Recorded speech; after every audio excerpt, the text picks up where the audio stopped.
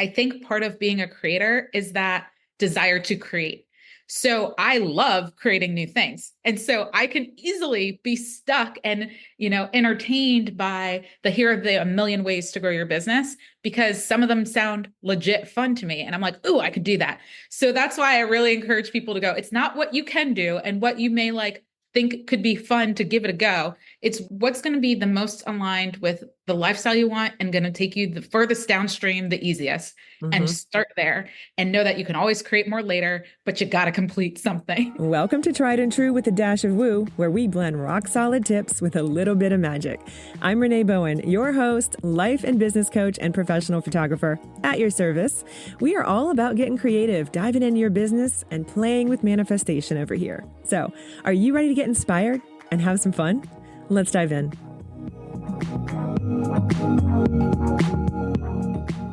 Hey, welcome back to Tried and True with a Dash of Woo. I am your host, Renee Bowen. Today, I have another amazing guest for you. Her name is Nikki Nash, and she is a Hay House author, a motivational speaker, a podcast host herself, and a client enrollment expert. Referred to as a marketing genius by clients and peers, Nikki uses her 15 plus years of experience to help service-based businesses attract and retain their dream clients. Nikki's methodologies and frameworks have helped clients fill group programs, triple their revenue, double their profits, and so much more. She believes that entrepreneurship can be a vehicle for generational wealth and strives to help close the gender and racial wealth gap in America, which I love. She is such a powerhouse, and we have such a cool conversation all about integrating marketing strategy and manifestation so that you can get more of your dream clients. We cover a lot on today's show, so grab your favorite beverage or head out on your walk and let's dive in. Hey, Nikki, thank you so much for being here today. I'm excited to talk to you about the melding of a marketing strategy and manifestation so that we can get more dream clients. So thank you so much for being here. Oh my goodness. Thank you so much for having me. I love it because, as you know, this is kind of like what I love to talk about the most. It's like the basis for the show, the melding of a strategy and the woo and the magic or whatever you want to call it. And I really do believe that we sort of need both, right? So I'd love to know why you believe that and how you tend to meld those two together in what you do. Yeah. So I've been in marketing for, 18 years now. I am older than I look because people are like, what? And I'm like, yeah, I'm 40. It's all right. And one of the things that always comes up when I speak to folks is they're like, I want you to help me with the thing, the strategy, the game plan, the thing that's guaranteed to work. And I'm like, even if you hold a gun to someone's head, it's not going to guarantee that they're going to swipe their credit card and sign up to work with you. So my belief has always been that the strategy and the game plan and the actions are really more about you aligning to what brings you joy, what your skill sets are, what you can do. And the way I always describe it to my clients, and I use the word God, I shared with you, insert the universe, for listeners, whatever works for you. But I like to say, all I'm doing is planting seeds for God to water and do something with, right? You're just planting seeds for the universe.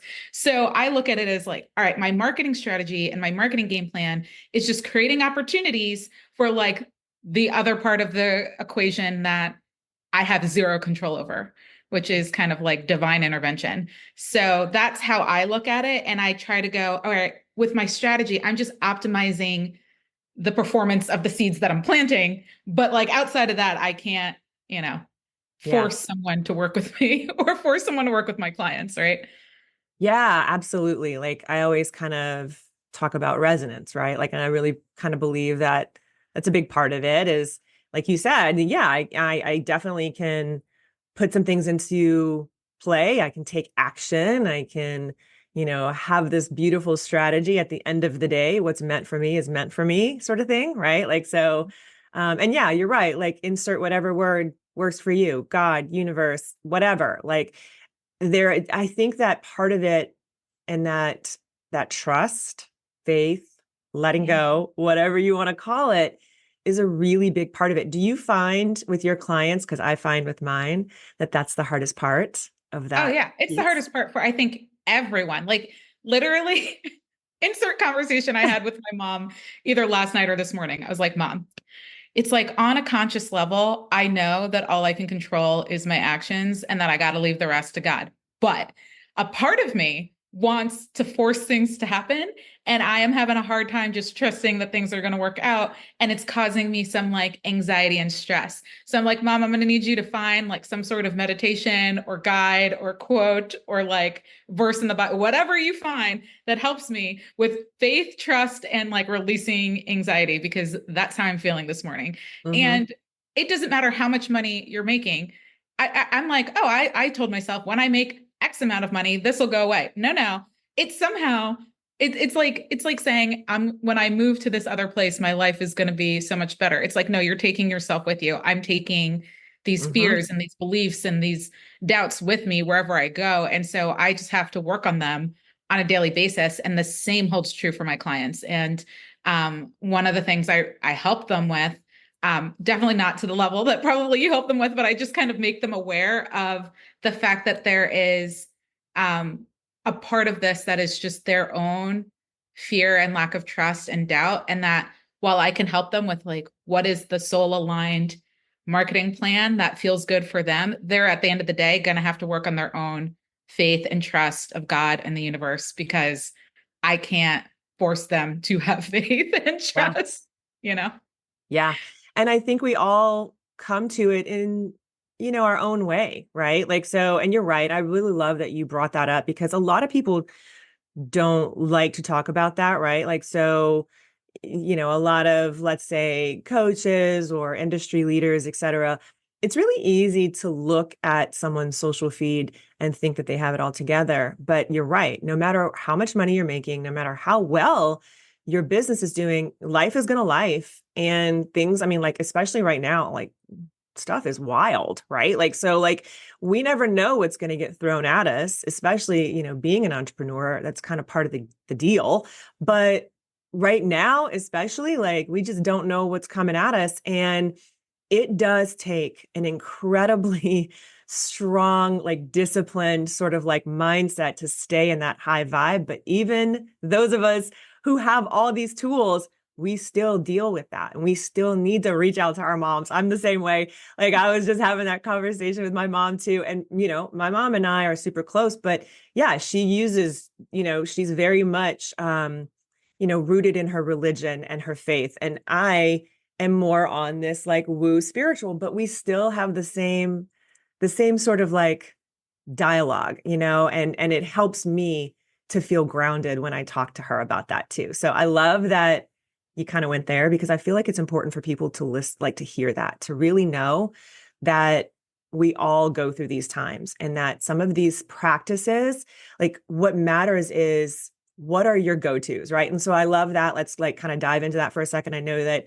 calling your mom is probably one of your go-tos, but what are some of the other things that you like to do or like non-negotiables basically for you that kind of sort of keep you in the mindset of that letting go, trust, and knowing that you are, following your highest purpose? What are some of the things you do daily? Yeah. So I have a list of things. One I got from one of my mentors, and he taught me about creating a mind movie.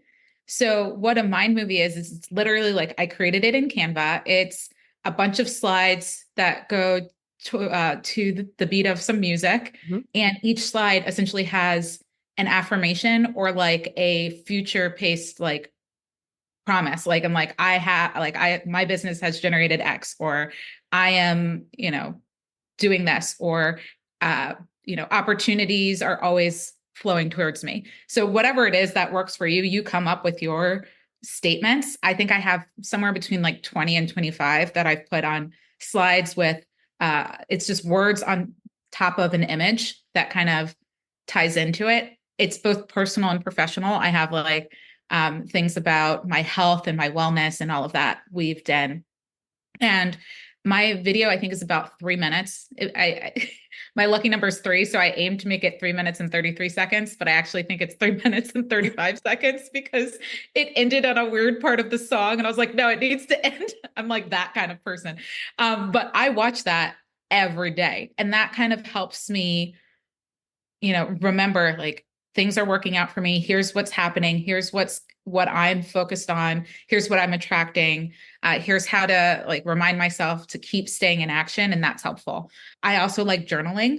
I have a love-hate relationship with journaling. I don't like to journal. It's funny. I journaled my whole life and I love writing, but something about journaling, I think, is facing the thoughts and the feelings that you have. And so sometimes I try to avoid that. Mm-hmm. But I'm like, Nikki, you either need to write it down or I talk to myself. Yep. So the way I do it is because I go for walks, I put headphones in and I pretend I'm on the phone and I just put on a dictation device and I just talk out everything that's racing through my mind and all my feelings.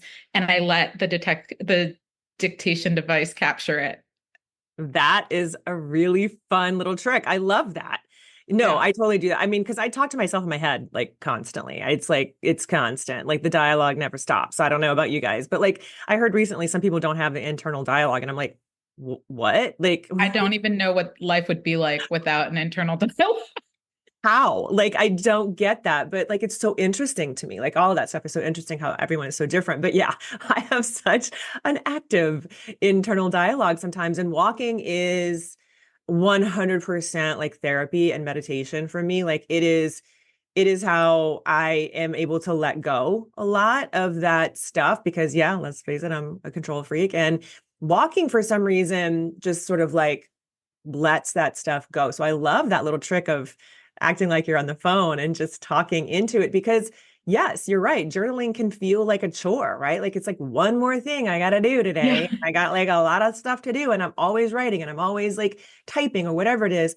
And so that's a fun little trick. And you could always like just take it even a step further and put it into ChatGPT and be like, okay, organize this for me. And then like Yes. come up with all of these fun ideas from it because I am all about ChatGPT right now. Like it's definitely my assistant in Oh, helping me stay on track. You do? 100%. I use it for pretty much everything. It's like my other teammates, in hmm addition to my actual team. Like it's hmm like an additional part of the team.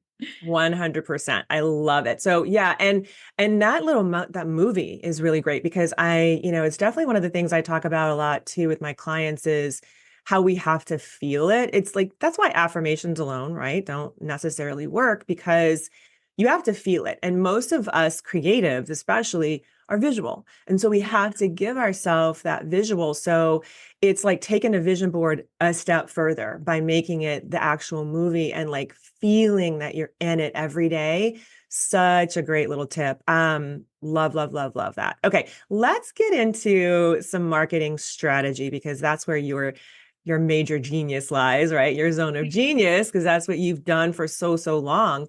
And I know that you're known for, helping businesses attract their dream clients. But what are some of the common pitfalls, mistakes, whatever, that you've seen online business owners face in attracting especially high paying clients?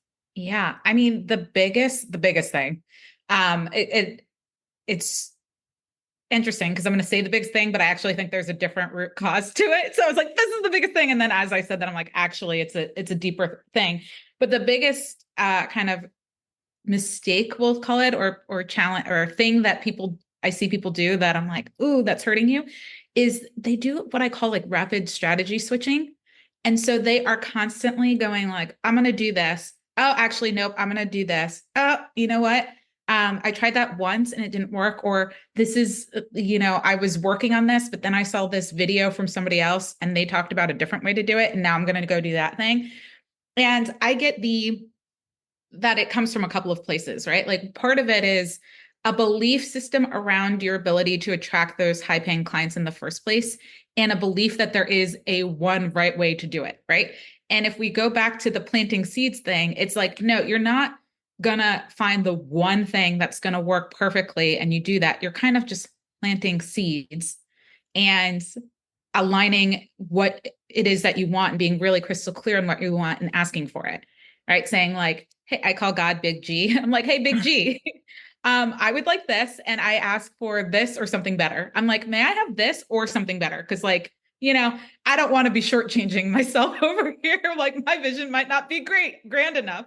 So I'm like, this or something better. And and then taking action to plant those seeds and doing that consistently is kind of the solution. But where most people kind of make a mistake is they're so in lack of belief and trust that they end up switching their strategy and game plan over and over and over and over again.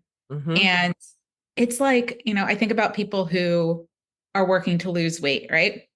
It's not like they were successful trying 50 fad diets, right? Like there's usually one thing that actually worked for them and they just stuck with it long enough. And so with your business, it's like there's one thing that will likely work for you based off of the fact that you're going to stick to it and do it for the long term. And so kind of that's the biggest thing that I see. Yeah. So do I. It's really for a long time because I am a photographer and for a long time I mainly just worked with photographers, but now that I'm working with different creatives of all types, I realize it's not just a photographer thing, that I used to call it, and I still do, shiny object syndrome, right? Like we get so, and I think it's a lot of reason. It's just because there's just so much being thrown at us on the daily on social, and it's very easy to like, because it's designed that way, like social media is designed to hit our lizard brain, the back part of our brain, and it's supposed to make us feel less than. It's supposed to make us feel like we're missing out on something. And we have to be really strong in our convictions when we get on there. Like, even if we're just getting on social media to do research or look for a trending sound, it's really important to not go off the rails, let yourself go off the rails, let your unconscious mind basically take the reins, right? And, just suck in all of this stuff and you get thrown all of these like strategies and well, maybe I should do this and maybe I should do that. And oh my God, maybe I should be doing this. It's so easy to get stuck in that. So what are some of the ways that would coach people through that? First of all, like I know we just talked about like focus on you, stay in your Yeah. lane and get obsessed about that. And in theory, that sounds great, right? But for spicy brains, for people who have, a lot going on, I do think a lot of that does come from not having a strong enough confidence, maybe, in what you're doing. But what are some of the things that you like to suggest people really kind of double down on as they are, let's say, building a marketing strategy in particular, like for themselves? Like what are some of the steps that they would need to go through with you, so that they don't get stuck in that comparison game and go down that roller coaster of I suck. Yeah. Yeah. So there are really five components, we'll say, of a marketing plan that's going to help you bring in more clients.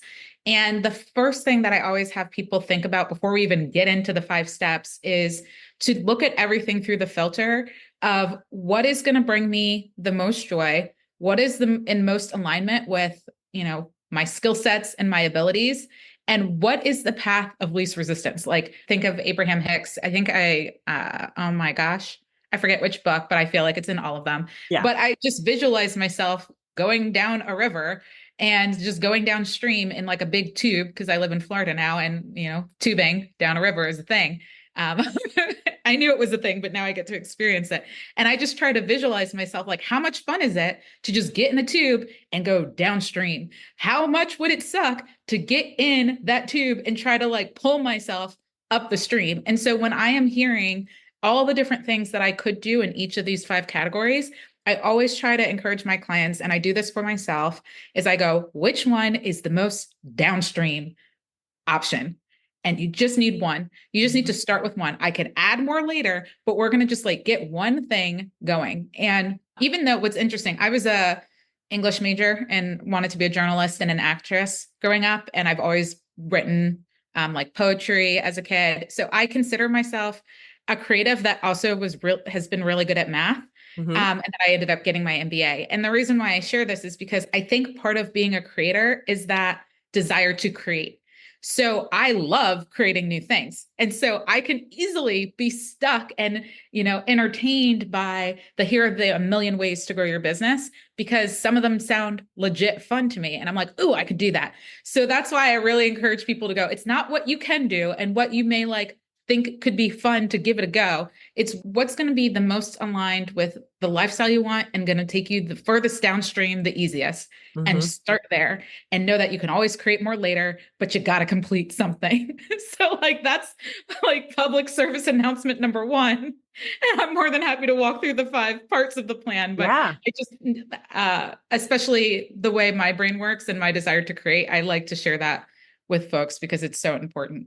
Yeah, no, we'll definitely let's get into the five, but I just wanted to echo that because yeah, I mean, it's so funny because I just started, it's really interesting that I only started listening to Abraham Hicks in the last probably 4 years, but I feel like when I finally did, it was like, oh yeah, like this is what I believe, like, for 20 plus years now. So it's really funny because when I heard that, and I forget too, like the book or wherever that was spoken about with like the downstream thing, because that's in my mind what I have been doing for probably the better part of 15 plus years is I have to like, I envision myself stepping into the stream and like being on a raft and just being not a rapids, like a nice, Yeah.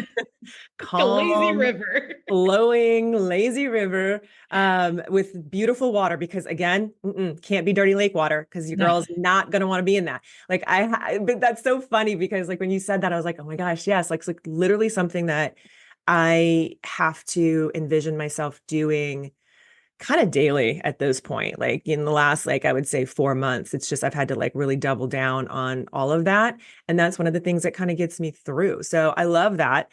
And really kind of getting obsessed with like your own thing. Like that's really what a lot of it has to do. If you're not in alignment with it and it doesn't feel like the least path of resistance, right? Like it's like, okay, do I want to make this easy on myself or do I want to make it hard? So get really clear about that. So let's talk about these five steps, right? Like Yeah. I want to know how you sort of outline this. Yeah. So the first thing I should share with folks is that I don't know if it's because I'm single and looking for my forever partner and have been for a while or what, but I have for the past probably over 10 years taught marketing strategy using the analogy of dating. So I call it my just like dating method. It's like I'm currently applying this to my dating life. But the steps are really similar to like think of any romantic comedy that you see. And the first is always, as I learned from The Holiday, called a meet cute, which is like how you meet that, prospective client or prospective partner in the dating world, right? Which is maybe you're at a coffee shop and you drop a pen and you go down to pick it up and the person's like also goes down to pick it up for you and you look at each other's eyes and you're like, oh my gosh, we just met, right? And so while you're not going to necessarily literally do that for a marketing perspective, what it comes down to is you have to be visible. You have to show up as so I watched this Instagram video the other day and this woman was like, if you want to meet like prospective partners, you have to leave your house. Like you got to get out into the world, right? So if you want to meet prospective clients, you got to get out into the world, the online world, the in-person world, but you got to go somewhere where you think your ideal person's going to be and you Mhm. need to show up.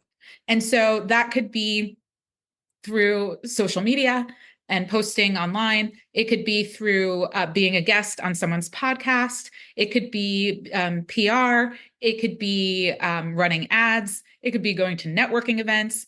Doesn't matter. Choose the one that feels the least like stressful, anxious, anxiety ridden, like the most joyful for you, and choose one and say, here's how I'm going to go out in the world so I can possibly meet my ideal clients, right? It's like planting those type of visibility seeds and just choosing one to start. You can always add more, right?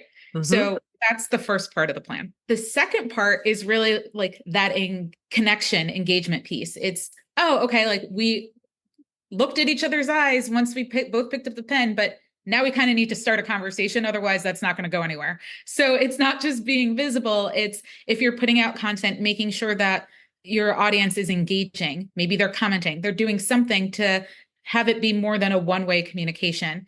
And know that I've been creating content for a long time. I have a ton of lurkers, and I don't call them lurkers in a bad way. I've literally had people say, "Oh, I'm a lurker. I will consume all of your content and I will never comment. I will never do anything. But one day I'm just going to book a sales call with you and you won't even know I exist." So know that like not everybody is going to engage in some way, shape, or form, Yeah. but you like them to like, you want them to engage, but they might not show you that they're engaging, right? So you want them to consistently watch your content, to consistently engage with you, even if you have no idea. Right. Absolutely. And that's such a great point before we get into the next one, because that is something that I hear, like the first of all, the visibility and the showing up, like 100% is such a huge painful thing for so many entrepreneurs to do. A lot of photographers, especially in my communities, I hear that. But I'm always kind of talking about that too. I've been creating content for years and years and years. And I know for a fact that, well, I see it on the daily. I have people that do sort of like come out of the woodwork and book calls with me. And they're like, yeah, I've been following you for, 5+ years. Or I will have a video, especially on TikTok these days, not so much Instagram, but on TikTok specifically. There's like a few videos that I've done over the last like 3 or 4 years. There's probably 5 or so videos that just keep coming up in rotation. Like I keep getting likes and comments and hits on them, and they will convert people into, giving me a call, booking a session, whatever it is. And so it's such a great reminder that, we're told a lot by like these social media experts that, we have to create a lot of content and keep it current, which I agree that we have to create content, but your content is a long game and you never know how long that game is going to be. Like what matters is that you are engaging and you are continuing to show up, because those people will want to come back. Like if those people find a video from me, like just randomly on their For You page, which happens a lot, they will go and then consume the rest of my content. So you have to have other content, right, for them to consume. And then that's what's going to help them convert. Like make it work for you. So if anyone's listening and you're feeling like, oh my God, I'm terrified to put myself out there and I don't even know what to do, just start, because you are building up this library of consistency. And it's not about the right now. It's about your future, right? So anyway, just wanted to interject that. 100%. No, 100%. And I kid you not, when I first started, I think I shouldn't say when I first started, but I think it was 2017, I started this Facebook live show called Content and Coffee. And even though I don't drink coffee, and I didn't at the time, I love the taste of coffee, but I don't do caffeine and haven't for since 2016. But I had this show and I would go live and I would teach people about content marketing. And I kid you not, I got like no engagement. Nobody was engaging. And after a while, I was like losing steam because I'm like, why am I even doing this? Is this even working? What's the point? Ironic, since I was teaching people content marketing and I'm like, I don't know if my content's even worth doing. And so long story short, I stopped the show. And a year later, kid you not, maybe not even a full year later, at the end of that year. So it was like December of 2017. And I stopped pretty early after I started. I maybe only lasted like a month, maybe two. Somebody reaches out to me and signs up for, I think I had like a $10,000 package, was one of my packages at the time, and signed up. And she was like, yeah, I used to watch your show. I loved it. I knew I was already in a program, so I wasn't ready then, but I'm ready now. And I knew as soon as I was ready, you were the person I was going to go with. And I sat there and I'm like, imagine if I was consistent for the whole year, how many people would have been doing that? Right? It's a good point. To your point, it's the long game. Yes, you may have some quick wins, but you may not. And the goal is to consistently show up and do it in a way that's super easy and enjoyable for you. And it doesn't have to look like how everybody else is doing it. Exactly. Yes. Okay. What's number Yes. 3? All right. Number 3 is really the exchanging digits metaphorically stage. So it's like you meet, you have a conversation, and you're like, "Ooh, we like each other. Like, let's exchange digits." That's essentially lead gen. So it's going, okay, how am I going to have this person go from I'm consuming your content to actually giving me their contact information and letting me know that they exist? And so oftentimes in the past, it's like, offer a freebie. It could be a freebie like, hey, here's this amazing guide. Here's this great video training, things like that. What I find also works really well is like micro offers. So if you have, for $17, filters for people's Instagram, right? Photos, or something that's like a low ticket offer that somebody will go, oh my gosh, that will make my life so much easier. That also works. But you want something where they're giving you their name and their email address at least. Better if they also give you their phone number, but you want as much information from this person as possible within reason, just so that you know that you can, one, reach back out to them. You can keep giving them valuable information. You know they exist. Maybe you collect some information about them over time so that when they do reach the point of booking a call with you or buying something, you know a bit more about this person, right? So you want to collect their information in some way, shape, or form. Love. Right? Yes. Yep. Get the digits. Get the digits. And then once you get somebody's digits or somebody gets your digits, the whole point is ideally to go on a date. So you want to like go on the first date. That first date can be delivering of whatever you promised them and you make it freaking fabulous. And before they finish consuming that, you invite them to a second date, right? And you, Yeah. depending on how high ticket what you're selling is, will help you determine how many dates or how long you want to be dating before, somebody puts a ring on it metaphorically. But it could be a 3-month whirlwind ordeal. It could be a year and a half. Like it really depends on your audience, like your ideal buyer, maybe sometimes what's going on economically or like industry wide, like that can impact it. But you want to get a general idea of what your typical lead time is or runway is before somebody works with you. But that whole period is just dating. It's constantly showing them why working with you is so amazing, why it's so worth it. It's not just putting out free content, it's putting out content or giving them things that helps them make a decision and helps them go, yes, I want to work with you because this is what's possible. And so you're constantly doing that in the dating phase. And then you get to a point where as Beyonce says, if you like it, then you better put a ring on it. You make an offer.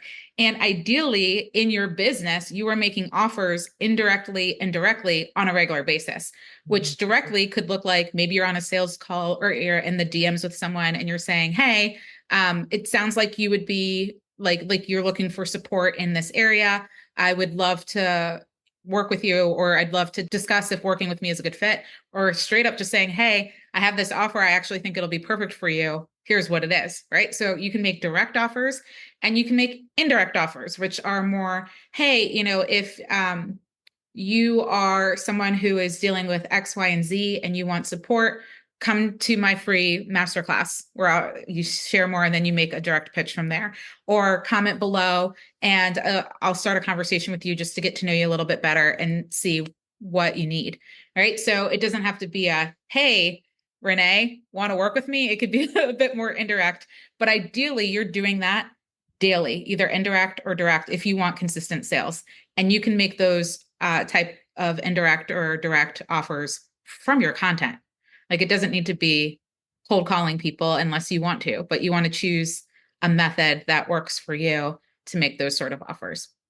Yeah, that's something that I see a lot of people, that last step, right? Of, the CTA or whatever you want to call it, you got to make the offer, right? People aren't going to, well, every now and then people will, but like, clients are, made, not necessarily found. And you have to be able to understand, I believe, to activate them. So that goes into like really understanding who your buyer is. Obviously, you have to know who you're talking to, but really, really being able to step into that sort of like you were talking about, effortless sort of making that offer consistently and not just like in a hard sell, like that you would think it is like a traditional, like, CTA, but being able to weave that into just your regular content in general. I feel like a lot of people have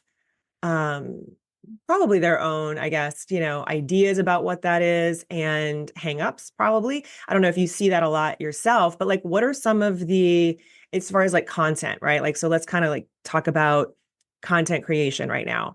What is your sort of like go-to, I don't know if you have like a strategy in specific that you coach people through, but like how often, let's say, You said daily, right? We're making offers daily. I totally am on board with that. But how many different ways can that look, right? Like, Yeah. so give me some examples for people to like kind of put a visual in their head. Yeah. I mean, so making offers, again, they could be indirect or direct. I like doing it some sort of call to action in every piece of content that I put out.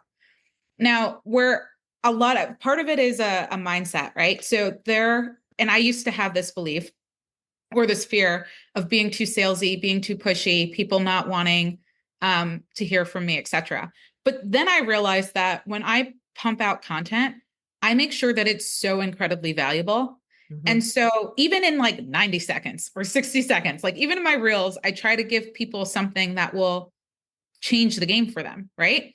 And even if my direct or indirect offer, and again, I'll share kind of how that could look, even if they don't take me up on it, they're usually not offended by it, right? If I do a reel and I'm like, hey, comment 67 below to get my 67 minute free training on how to get more dream clients. People are like, oh, thank you for making that offer, right?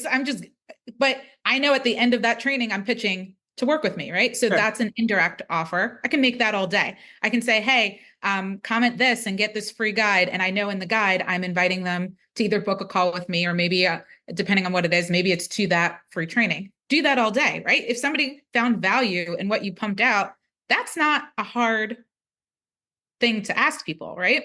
Mm-hmm. Now, when in my longer form pieces of content, I usually, so general rule of thumb, short form content, I'm usually sending people to either a micro offer, something that's like $17, $27, $37, because that's like easy, like knowing me for 90 seconds, they probably will binge a bunch of my content. But if I keep making the same offer and a bunch of my content, they'll go, okay, I'm actually going to take you up on that. That's easy. Or something that's free, easy, short form content, right? Super short. My longer form content, like if I do a webinar or a training or a multi-day masterclass or a long podcast episode or something where I'm really saying like, here's an inside look at what needs to happen and the steps you take. I see no problem with saying, hey, I just gave you the goods. If you want to do this on your own, go for it, right? But if you know you're going to need support, staying accountable, staying in action, you're going to have questions, that certain fears are going to come up and you want somebody to talk to, right? You're going to want a community, whatever it is, then take this next step to join my program, whether that's join it directly, depending on the price point, or book a call with me. So like that's just kind of high level how I like to look at it as short form content. I'm making an indirect offer or a direct offer to something super low ticket, and my longer form content. And that could even be like a 15, 20-minute live. It could be a 67-minute masterclass, right? Like I'm doing more of a like, here's the program I'd like you to join, essentially. Yeah. Um, and then if there's a third way, I would say is in the DMs. So I will have conversations. Like if somebody asks for the training and then I just ask them some questions about what they're going through. I personally like to voice memo people because I Mm-hmm. am fast. I'm an external processor. I can just voice memo you so much faster than thinking about how to type you a message. But if I'm speaking to someone back and forth and it's clear that they are really focused on getting a result, they're focused on working on it now, and they know they need help, I'm going to say, hey, you want to work together? I'm just going to make that direct offer. Here's what I've got. I think it would be great for you. You in, or do you have questions? Mm-hmm. And Yeah. just come from a place of I'm helping people, not I'm bothering people. I'm always making offers because I genuinely believe that I can help the person, right? If I don't Yeah. think I can help the person, I'm not going to offer. And that's the thing. That is it right there. That belief that what you're doing is valuable. Like you said before, like you are giving them value, right? Like so you're showing up, you're giving something, even like in a short form piece of content, you're giving them some value there. So it's valuable and you believe, like, especially if you have a conversation with them at that point, that what you have is actually what they need. There's no issue in then just going in and saying, hey, like I can help you. I got this. Like, do you want this? But I feel like a lot of creatives have, and that's that belief, have this, you know, whatever you want to call it, fear, imposter syndrome. There's so many different ways you could frame it, but that is something that stops them from making that offer. They don't have the true belief that what they are offering is valuable. So yeah, I don't know if that's something that you probably see that a lot too. Yes. And that is definitely, that's a mindset game. Like you can teach somebody a complete roadmap. And I know that I have definitely had those moments. And that's why I went back and, got certified in coaching, is because so many people were coming to me for these strategies, for this roadmap. And I do love some marketing. Like I love marketing, but I can't make you do it. I can't personally get inside your brain and, you know, get you to just flip that switch into I am amazing. But I Yeah. can work with you. Now, like, you know what I mean? Like, so that's why I was like, yeah, I need to figure out a way to how to help people flip that switch. And that's what I love doing on the other side of it. What are some of the things that you do with your clients to help them get through that? Because I assume that you probably also deal with a lot of that yourself Yeah. with your I client have, base. yeah, for sure. I have a couple of big ones. So one is inside. So I wrote a book called Market Your Genius, Yes. and this is straight from the book. Like this activity is like literally outlined in there, but I call it the effing fabulous list. You can fill in the blanks for Love what it. effing stands for. And it's writing a list of all the reasons why you're effing fabulous. And I like to, you can do this in a number of different areas of your life, but I like to, if I'm about to get on a sales call or do a live, or I need to make an offer of some sort, it's like, think of all the reasons why you're effing fabulous, why people love hiring you or working with you. What value are you bringing? Like, make a list of all of that. Just set a timer and go crazy and come up with all the things that you can think of. And don't think of it as being braggy or anything. Just be like, what are all the amazing things that I've done? Because pretend somebody is asking you for it, right? Mhm. And then I write it all down, and then I have people read it to themselves. Like, read all the reasons why you're so amazing and why you're magic and why it's a joy and a pleasure and a privilege to work with you. And when you can read that before you create a piece of content, make an offer or something like that, your state is completely different because you're Mhm. thinking about yourself differently, and you're remembering who you really are. And oftentimes, and this happens to me all the time, I speak to folks and they're like, you did what? Like, you used to work for who? You built a business to what? Hay House published your book, like a whole list of things that I do not tell people on the regular. And I'm like, maybe I should, remember who I am when I'm talking to folks. But again, it comes from a place of I don't need to brag or anything, right? But you don't need to brag to everybody else. It's like brag to yourself before you go and do Mhm. something, so that you show up confidently, so Mhm. that you show up from a place of magnetism. And don't do it just for yourself. Do it for the person that has the option to work with you or someone else. Because I tell people all the time, I'm like, just be a little delusional. I'm delusional. I Yes. get like so many people who do what I do it wrong and are a bad choice for for other people, right? And I believe that because I see folks in other programs who were told to do crazy stuff and it didn't work and they got into crazy debt and they're upset about it. And I'm like, I don't know why anybody told you to do any of those things. Right. And so I see that and I'm like, if I don't show up confidently, if I don't show up as someone that is like another person can trust, they're going to go to the other person, right? Because Mhm. it's not who's the best that wins most of the time. It's who shows up the most frequently and the most confidently. And so if you can't talk yourself, like work through it, whether it's with a coach or different things to get yourself in a state of showing up confidently and showing up, from a state of like, I can help you, then you're being of disservice to other people. Mhm. Right. Yes. So that's like one piece of it. The other piece I hear all the time is people are like, well, I don't want to make it about me. I don't want, Mhm. and I'm like, you are making it about you. I get like the pure fact that you're sitting there going like, I don't want to be too pushy or too salesy. It's you making it about you. It has nothing to do with the other person. It's like disguised as being about the other person. But if you saw someone bleeding on the side of the road and you had the ability to help them and you were like, oh, you know what? Like, I don't want to be too pushy. Like, that's metaphorically what you're doing. Like, help the bleeding person, right? Like, Yes. Yep. so don't make it about you. Jump into action and go, they need help. Let me help them. Let me at least share with them how I can help them, how I can offer. They could say no. They could say, you know what? Nope.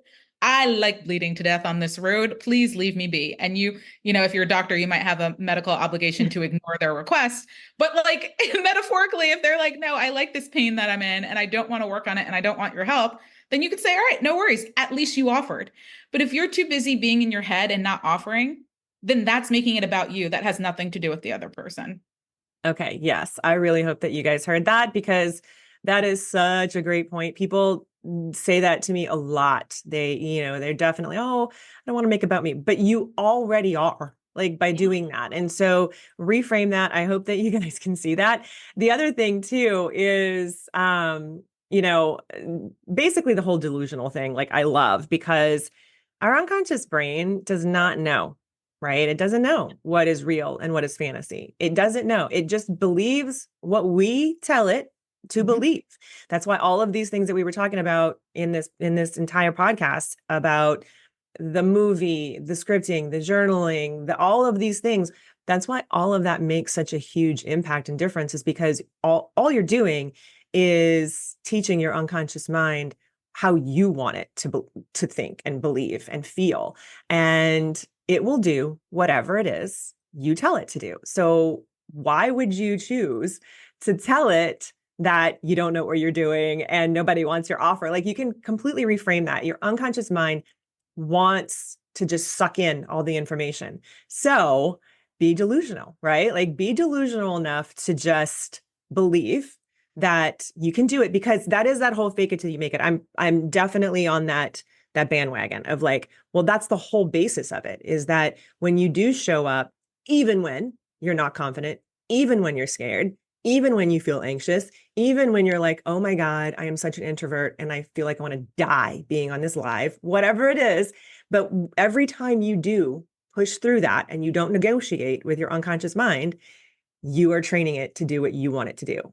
Then, like, you're in the driver's seat at that point, which is so, so important, right?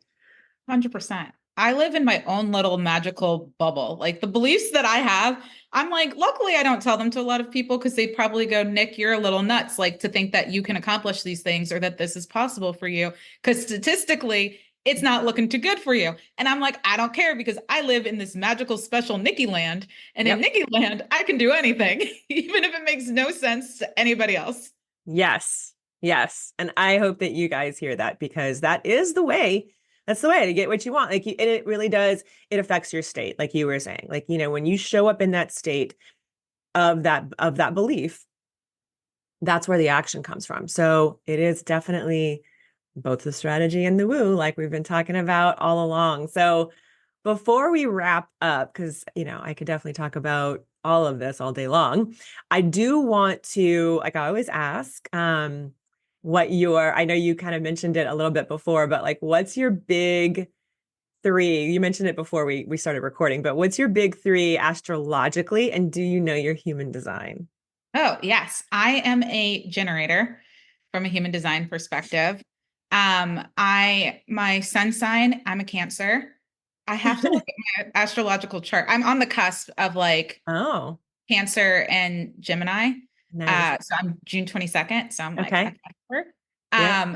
but I know I'm like, I can't remember my entire chart right now, but I know I have a bunch of other things in there. So Yeah, of course. being Yeah. Cancer, I'm like very nurturing and lovey-dovey, but I'm not necessarily as emotional or sensitive Right. as the standard Cancer because of all the other stuff I got going on Yeah, in my you do seem a little Gemini to me too. life. Like, I know a lot of Gemini women and they're all such badasses. So I don't know if that's it, but I'm definitely picking up on some of the Gemini. But yes, generator also, that's what I am as well. So that definitely checks out.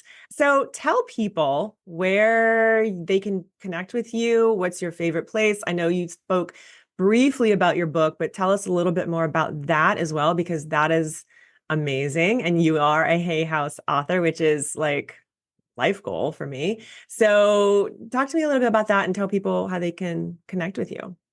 Yeah. So my favorite place to hang out with folks is on Instagram. So you can catch me on the gram. I'm at Nikki Nash Official. And I literally post a lot every day, just like, but it's all here's how to get more gym clients. Here's tips, perspective shifts, mindset shifts, all that magic, because I find that fun. And yeah, my book is called Market Your Genius. It's a step-by-step guide on how to turn your experiences and expertise into a profitable business. And I specifically talk about how to not only get dream clients, but how to also retain them and get referrals. So it's like jam-packed. It's not your average marketing book because I use a lot of stories and analogies Mm, and then kind of do the teaching training part. So I find that a lot of fun. So definitely, if you're into that, it's about to turn 3 years old, which is crazy to me. wow. So that's a great read. And it comes with a companion course videos Nice. and that's depending on when this air is already been updated or is being updated for our 3-year anniversary. So Very cool. And you have a podcast as well. yes, I have a podcast called Market Your Genius that has been going through a kind of evolution. Hmm. And so it's an extension of marketing and strategy training and tips for, the creatives, content creators, coaches, like all the C's. Love it. Love it. Yeah. Okay. I'll put all of those links for everybody in the show notes so they can easily find you. And thank you so much again for being here. This was really fun to connect with you. I feel like we're super aligned on so many different things. And I love following you on Instagram too. So, yay. Yay. That was such a super fun conversation with Nikki. I know you guys are walking away with a lot of takeaways. I hope that her 5 piece framework really helps you guys sort of put that together in a fun analogy. I love that she uses the dating analogy because it's true. Like I've kind of talked about that a little bit before too on various things, podcast and social media, how we definitely need to court our clients, right? Like we need to be showing up in various different ways and have multiple different touch points with them so that they feel confident in wanting to book us, wanting to reach out to us. And so one piece of content once in a while isn't going to do that. It's not going to build the know, like, and trust that we really need to develop and, embed and build that relationship with them. So I love her analogy on that. And every little piece of that is really, really important.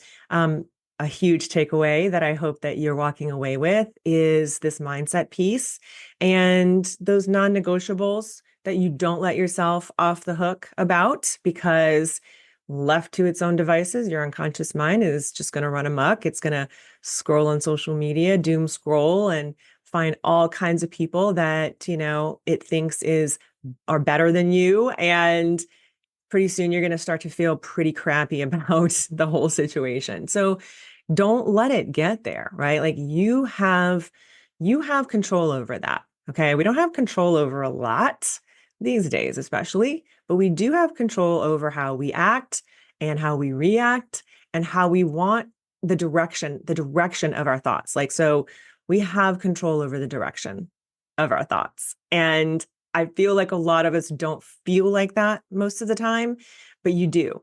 You may not have control over the thoughts that pop in. I mean, like we have something like 60,000 thoughts a day, but you do have control over whether you are being intentional about noticing what's coming in and out and what you allow to stick around. Because if you are just sort of like unconsciously living your life, it's going to be really easy for those negative thoughts and those anxiety thoughts to stick around and they will attract friends. So it's up to you to really be the captain of your own ship, the driver of your own car, whatever analogy works for you.